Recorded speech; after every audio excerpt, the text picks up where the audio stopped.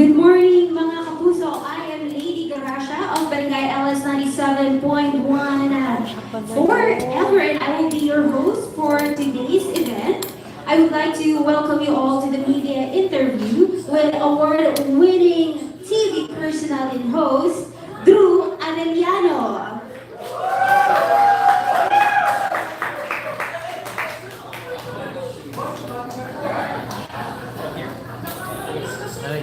Hi. Hello. Hello. Yeah. Hi. Good morning. Oh, okay. Wala pa pala itong mic. So photo op muna po tayo, mga kapuso. But before anything else, we would like to acknowledge first the presence of the following. First, Vice President for Public Affairs, we have Ms. Nessa Bandelion. Senior AVP for Public Affairs, Mr. Neil Gumbal. Assistant Vice President for Public Affairs, we have Ms. Hailene Jimeno. Drew, one more, Drew. And from Corporate Thank you. Affairs and Communications, we have with us Vice President for, Assistant Vice President for Corporate Communications, we have Mr. Jojo Akio. And we are also joined by BIYAHE Drew Program Manager, Miss Karen Lumbo. Program Manager, Miss Mildred Ablake. Fans. Also here with us, the representative of Asian Artists Agency, Miss Rowena Saliro. Good morning. For those who don't know yet, Drew has been a kapuso for 14 years already. Starting off, of course, diba? 14 years, may forever talaga. Starting off at a youth-oriented show clip, he was also part of the longest running morning show, Unang Hirit. And in 2005, he hosted QTV's travel show, Balikbayan on GMA News TV. 5 years later, mga kapuso, he further showcased his versatility in hosting GMA Public Affairs award-winning infotainment show, AHA! Drew has been exploring islands, jumping off from the highest cliffs, and eating the most exotic dishes in his travel program, BIYAHE Drew, which began airing on GMA News TV in 2013. In those 14 years, Drew has been recognized by various award-giving bodies, and today, mga kapuso, mananatili at nananatiling kapuso, si Drew Arellano.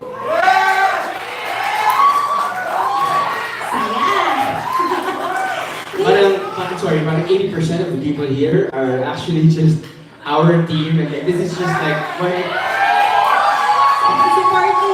yeah, I think this is just our way to party, I think.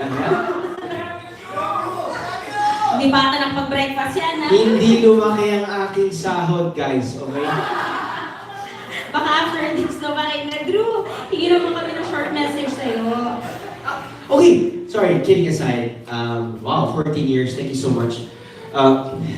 You didn't really have to note the other recognitions, but I appreciate it. Thank you so much. You know, each and every time we are honored to receive an award from various award-giving bodies. Meron kaming konting hiya dahil syempre, ano lang kami, parang of course, we're still very humble, you know, program and slash programs, no, and but then parang of course we we appreciate the recognition. But yeah, 14 years of really good times with different shows here in GMA and GMA News TV, and that's pretty much nearly half of my existence here. So I made a lot of friends, and I toured a lot of places because of the show, which I will value for the rest of my life. I met my wife here, so you know, I was waiting for you to say that. Thank you. But yeah, yeah. In conclusion, thank you so much and happy birthday to Jeffrey Kalayag. Happy birthday. Okay, ngayon naman po we are opening the floor for your questions. Now we will start with one of the members of the press, Lester Ramos. Hello, Drew. Hello. First of all, congratulations again. Thank you so much. And, my question is for Drew and maybe for the production team. Yeah. Kasi I wonder how you still do your research aside from using Google, of course. Kasi you've been visited a lot of places Right. already and over na. Right. How do you make it still interesting to the viewers? You know, that's actually very that's an interesting question because I also get asked by that. As in, I asked myself also that question and I asked my team also that question. I think iba-iba yan eh. They get research from, of course, the internet. They from various blogs. They also, when we have time and when we have the budget, they can do their own oculars as well. But yeah, it's pretty much. It's sometimes it can start from an idea. Hey, you know, we can go to this place, or we can probably check out the map. Ano ba ba hindi natin napuntahan? Or pwede natin gawin yung napuntahan na natin, pero ano naman yung theme? Ano naman yung parang handle ng episode na to? So, if you think about it, for the past 14 years, every single week we've been doing this show, isipin mo na parang hindi ba kayo nauubusan? And we are so lucky to have a beautiful country that there's always something to look forward to. There's always something to feature. That's why we have to prioritize traveling within the country first before traveling outside. So yeah. One more question. Sure. Drew, what is the most Essence of the woman. Just kidding. the most interesting or favorite story that you feature on AHA? Aha! And why? Wow! Hirap nito. Ang hirap nito. Ano ba yung pinaka-interesting? 10 years na tayo, no? 10 years na. Feeling ko, yun yung interesting na 10 years na. Na tumagal kami din, no? Ano nga ba? Oh my Is God. it something that you remember na talagang Something, please refresh my memories, guys. Ano ba yung... Walang... Yeah, you know, that's fun. Okay, I'll give you a nutshell. Not sure if you get to watch AHA, but if not, you know, we try to make it as fun as possible when it comes to teaching the kids. It's not just about you know the books or the ABCs or the 1, 2, 3s or the trivias that we give out, but it's the how we execute, you know, our segments to make it, you know, to make learning fun. Right? So one segment that we used to do. And I'm still crying about it now because we don't do it anymore. It's called Walang Tatawa. Because wala lang, it's just a fun way of learning. Sobrang grabe, no? It's so deep, no? With the help of great minds like RR and his strong perfume, no, from Zara. Yeah, we get to. Sorry, wala akong makukuha matinong answer sa akin sa session. Ito na sabihin ko sa'yo, Paps. Nahirapan ako talaga to pinpoint because there are so many things na na nag-mold doon sa show na yon. Kaya ang daming memorable na naging forgetful. No, but yeah. I'll text you tomorrow for a specific or for a more specific answer. Okay, thank you. Thanks, man. Thank you, Lester. Now we have Nikki Wong. Good morning. Good morning, sir. And congratulations, 14 years. Thank you so much. Everybody knows that you do a lot of things. You've got 2 shows, how do I need to, and you're a family man. Do you ever get tired? You know, I make it a point to sleep at least 8 hours a day. I can stretch it out to 9 hours if I'm with my kids because they sleep early. I sleep early. Yes, I get tired like most people, but I make sure that I need my rest. I try to we're trying to extend our lives naman eh. Everyone is trying to extend their lives. Of course. You guys aren't just working to go to heaven kagad, no? we're trying to extend it. So ako for me, I'm trying to extend it by exercising regularly, trying to eat healthy, and getting the much needed rest that I can. But yes, we get tired, but more importantly, we need to rest in order to be 100% again the next day. But yeah, my second question is quite related to the first. Sure. Yeah, you're a family man, you do a lot of things. How do you maintain a work-life balance? Work-life balance. That's a very good question because I remember back when I was 30. Anyway, I think it started like 10 years ago. I already knew what I wanted to do. Not specifically, but I knew what I wanted to become. And that's to be a great father. So my life revolved around that objective. And how can I be a great father? Then I have to sacrifice a few things. So work hours should be regulated. Other stuff like wala na yung friendship time lalo na before when I was still single, you can still actually go on gimmicks and I can leave the house at 7 p.m. For me, that's not an option right now. I have to be home by 7 p.m. So yeah, I think it kind of started with that objective.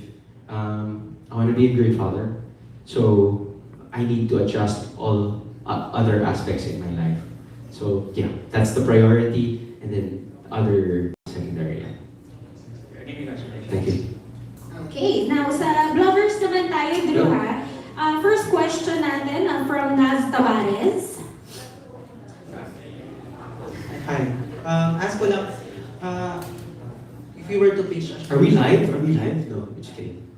if you were to pitch a new show for Jamie, what would it be? Biyahe ng crew. I'm just kidding. Wow, pitch a show. Man, it's probably not my job to do that, no? But I guess maybe a couple of things, no? One, to have a show wherein they focus on prioritizing. Because all I'm saying is that I guess a lot of people don't have the same mindset that I have. And I'm not sure if I'm lucky to have this mindset, or maybe I just have a special type of mindset, but there's nothing quite like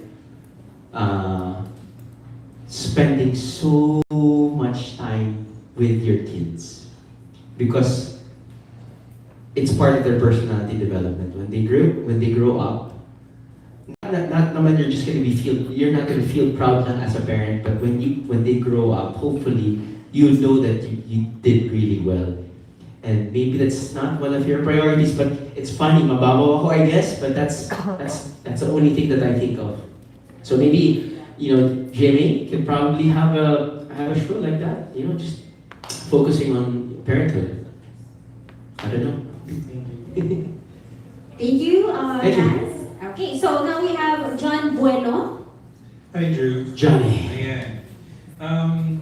I've seen you do a lot of things over the years. Right. AHA and BIYAHE Drew, including. Of course, I used to sing and dance also. and also you I'm just cook. kidding, I'm just kidding.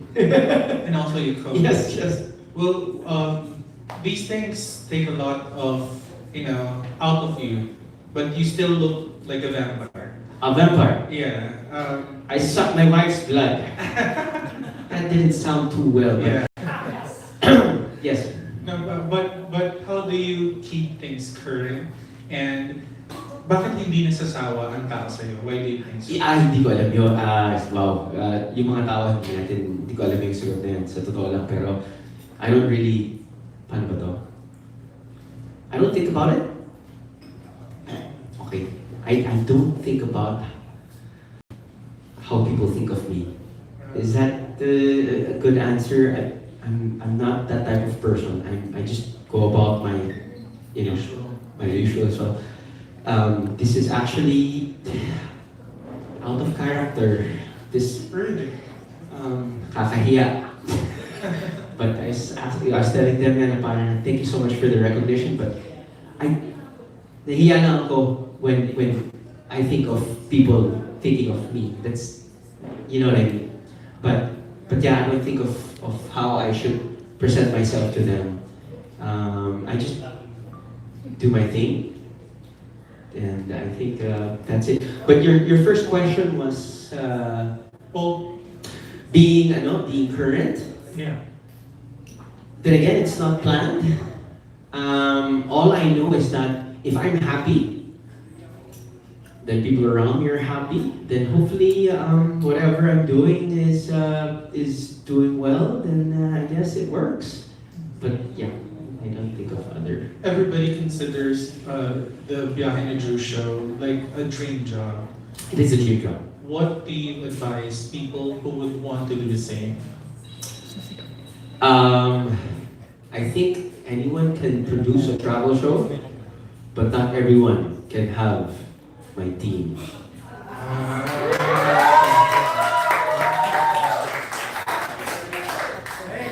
Yeah. Okay ba, guys? Okay na ba yan? Ha? Ay, hindi naman ako nag-trainer. Are they also the secret behind They're the, Yeah. yes, the behind, sorry. behind the actual food that you eat? Because you've eaten a lot. Yes, but they actually eat more. They eat more. No, but kidding aside, I'm not kidding. It's serious that I'm just the host. People see me, on TV because I'm in front of the camera, but really, when you are with them every single week, it doesn't feel like a job. The chemistry is pretty solid, so that's why we are very efficient with our work or playtime. I think we can call it playtime. But yeah, find a group of people that you'll be happy with for 14 years, and you'll probably be happy another 14 years, and I think you'll probably have a show like BIYAHE Drew. What makes it work, do you think? What makes it work? Yeah. Oh, well, besides the chemistry, of course, we have our bosses to thank, because they pretty much run the show.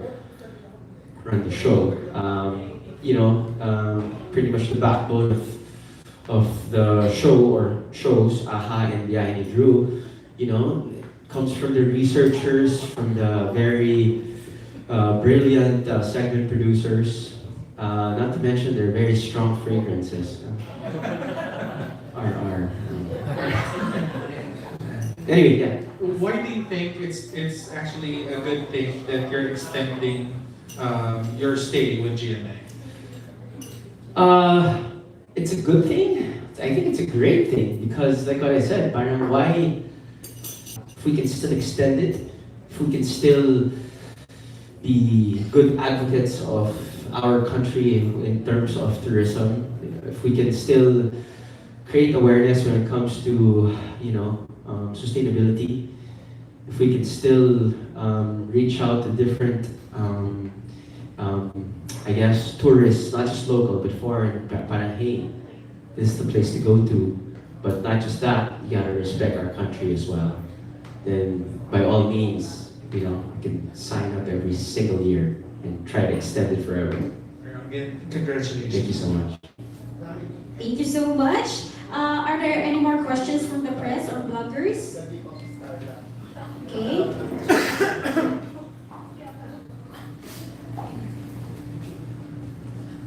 Hi, Drew. Congrats. Hello, thank you. Thank you. Hi, thank you for everything, Drew. Parang may pelikula ako. Drew, Yes. ba't hindi ka nag-artista? Ah, Ba't hindi mo pinagpatuloy? Ito na tinama ko na. Eh, tama Bakit hindi mo pinagpatuloy? Tama naman po yun. Di ba? Maria talaga. Bakit ako? Ba't pinili mo maging host rather than an actor just like you are? Siguro kapag susundan mo yung sa tingin mong mas masaya ka, yun yung susundan niyo po. So feeling ko ako kasi parang mas naging masaya ako na maging host, may hawak na microphone, at being myself is for me the most natural thing to do. And when you're natural in front of when you think that you're just like talking to a friend or talking to a family member in front of the camera, I think it works best. For me, pagdating sa pag-aarte, parang hindi eh. Hindi talaga pasok. Oo. Parang it's just not really for me. Oo. May takot ka na makate. Hindi naman sa takot. Actually, gusto ko nga magkaroon ng kissing scene. Sinabi ko nga sa asawa ko na Kanino naman? sa kanya din. Sa kanya. Sa kanya. Kasi Ganda naman nun, di ba? Oo nga. Oo nga. Para makita ng public kung paano ka umalit. Correct. Oo. Bakit nga? Yeah. Yeah. Ayaw mo na lang. O pinigilan ka niya. Hindi. Si wife is very, very supportive. But yeah, I think I'm just gonna stay here in my little shell. Doon na lang. Ayaw mong kumawala doon sa shell ngayon. Oh, siguro, I mean, I'm always open-minded. But, yeah, malay mo. Meron ba dumating na offer, di ba? Drama na po ako talaga. Wagas, di ba? Ay, nako, yung mga long deep. Mga 3 times a week talaga. Yung feeling ko, kapag lumaki yung mga anak ko, feeling ko kakayanin ko yun. Anong high na nakukuha mo ba sa pag-host ng mga travel show, food show? Anong high na nakukuha mo ba? After 14 years? O more? Siguro yung hindi high siguro yung baka pumatokang ako ni Presidente. But feeling ko yung nakukuha kong saya at kung bakit ginagawa ko pa rin yung ginagawa ko, dahil nga hindi siya parang trabaho eh. Pati swerte yung aking paano ba to? Yung aking kalagayan kung saan ako ngayon na kung saan kami pupunta almost all the time may bago. So, yung parang, uy, ano to?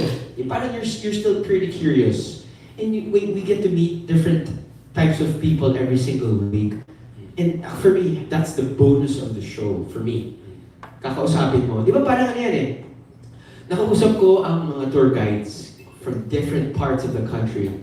And their energy is, it doesn't go down. Yung energy nila consistent. So sinabi ko, paano nyo nagsusustain yung energy na yun?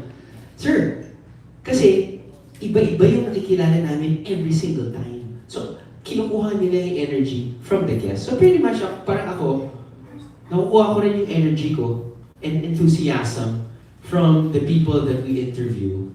Mga lolo, mga lola, or yung mga nagbebenta ng kwan, mga magsasaka, yung mga mangingisda. Yung stories talaga nun, feeling ko, pretty much, yun yung nagiging fuel ko. Malibot mo na ba yung buong Pilipinas? Meron ka bang kulang? Meron ka bang bucket list sa Pilipinas na gusto mong punta? Bakit hindi tayo na parang pupuntahan namin yung mga kasuluk-sulukan talaga? Feeling ko, kaya akala namin na parang nalibot na namin po yung, ano, yung buong Pilipinas, pero good news na hindi pa po. Sabihin nun, marami po kami pwedeng i-feature. Sa totoo lang, gusto lang talaga namin i-feature yung mga different parts of Mindanao. Like Tawi-Tawi, you know, I think that's gonna be in the future. So many places to see pa. Wala ka naman takot pag pumunta ka sa mga lugar na Basila, Ulo, wala. I think magagaling po sa mga boses namin yan. Palawan na meron ay kidnapping, wala. Feeling ko naman, hindi naman po kami parang... Wala ka naman takot sa mga ganun. Ako po, wala naman po akong takot. Mas may takot na ako sa asawa ko, pero sa mga ganun, parang okay lang po. Grabe naman si Iya sa iyo. Ay, grabe.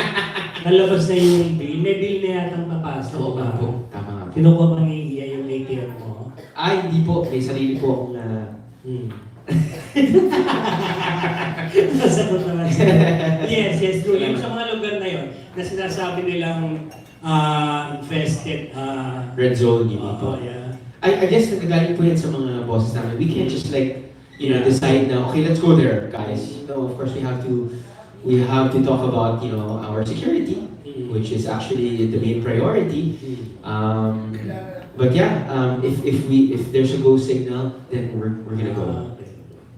May pinamigay na t-shirt kanina. Uy, wala ko na. Ito, kailangan pinabahan bago ano. Uy! Napansin ko, di ba? Opo. I am amazing. Di ba amazing kay Betong Sumaya yun? Opo. Oo. Actually, meron siyang nakasulat doon. Betong. Dito. Opo, may signature po ni Betong sa baba. Ay, grabe kayo kay Betong. Ang karoon pa naman ng concert yun sa Music Museum. Oo nga po. Guess ka ron. Ay, hindi po kasi ako kumakanta at sumasayaw eh. That's nice. Okay, good luck. Thank you po. Thank you so much, Tito Junardo. Thank you, Vision. Are there any more questions from the press or from the bloggers? Wala na po? Okay, so I guess that's it. Thank you, Drew, for answering the questions.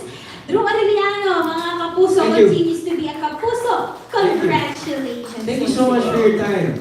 I hope you enjoy your lunch. Thank you, guys. Last message naman, Drew. Message. Sorry. Been here for 14 years and we're gonna be happy to serve you for another 14. Thank you so much, guys.